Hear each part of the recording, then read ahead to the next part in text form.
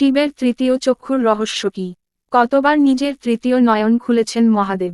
সাইভাথের ভোলেনাথকে বলা হয় ত্রিম্বাকেশ্বর, কারণ তার তিনটি চোখ আছে। জানেন কি ঠিক কতবার নিজের তৃতীয় চক্ষু উন্মীলন করেছেন মহাদেব? শিবের আরাধনা করে সহজেই তাকে তুষ্ট করা সম্ভব। মহাদেব আর সব দেবতাদের থেকে আলাদা। তার মাথায় চাঁদ, গলায় জড়ানো সাপ, পরনে বাঘছাল।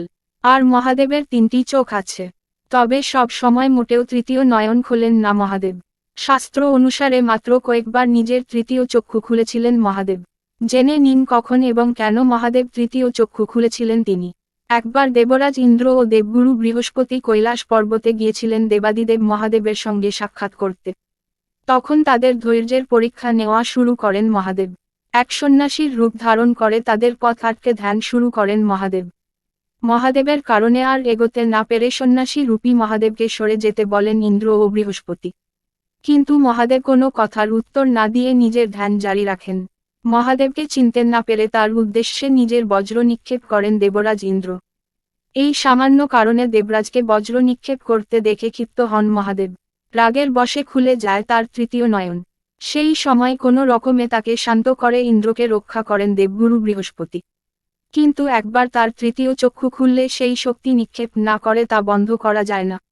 তাই তখন মহাদেব তার তৃতীয় চোখের দৃষ্টি সমুদ্রের দিকে নিক্ষেপ করেন। তখন তার থেকে জলন্ধর অসুরের জন্ম হয়। মহাদেবের প্রথম স্ত্রী ছিলেন সতী। সতীর পিতা দক্ষরাজ একবার এক যজ্ঞের আয়োজন করেন।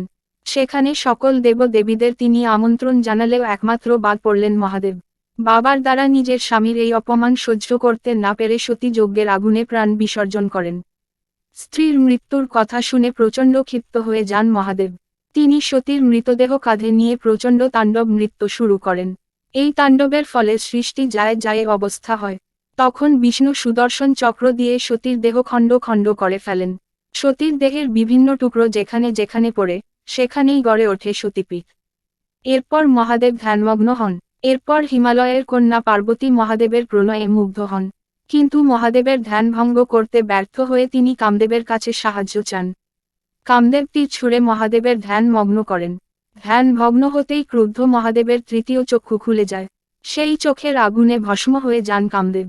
পরে কামদেবের স্ত্রী রতির প্রার্থনায় কামদেবের প্রাণ ফিরিয়ে দেন মহাদেব। দেবী পার্বতী। একবার মহাদেবের সঙ্গে খেলতে খেলতে দেবী পার্বতী দুহাত দিয়ে মহাদেবের দুই চোখ চেপে ধরেন। অজান্তে পার্বতীর এই ভুলে গোটা পৃথিবী অন্ধকার হয়ে পড়ে। তখন সৃষ্টি রক্ষা করতে মহাদেব তার তৃতীয় চক্ষু খোলেন। বলা হয়ে থাকে সেই সময় পার্বতীর হাত থেকে এক ফোঁটা ঘাম মাটিতে পড়ে। সেই ঘাম থেকে জন্ম হয় অন্ধক নামে এক রাক্ষসে।